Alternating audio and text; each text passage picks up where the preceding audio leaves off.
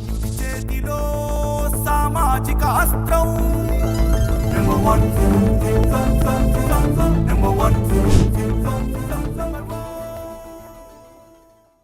Welcome to number 1 news. నేను Nandini.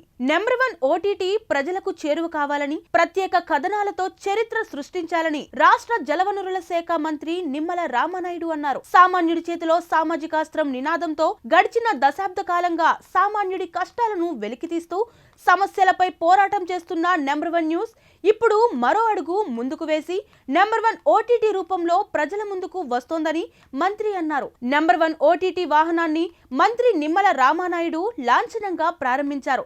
Commercial ఓటీటీలకు భిన్నంగా వినూత్న రీతిలో ప్రజల ముందుకు వస్తున్న నంబర్ 1 ఓటీటీ ప్రేక్షకులు ఆదరించాలని మంత్రి కోరారు.